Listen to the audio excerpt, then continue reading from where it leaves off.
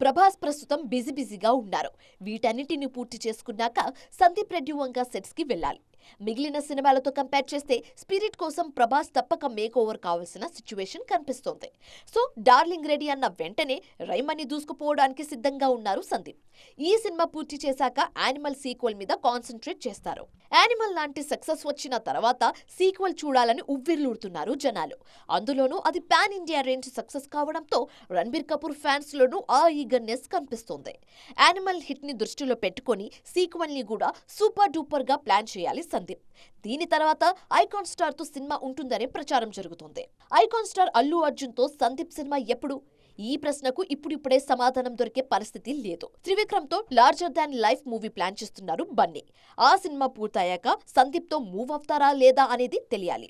ఒకవేళ అప్పటికి సందీప్ ఫ్రీ అయితే, అదే సమయానికి రామ్ చరణ్ కాల్ షీట్ కుదిరితే ఈ ఇద్దరి కాంబో కూడా ఫస్ట్ సెట్స్ మీదకి వెళ్లే అవకాశం ఉంది.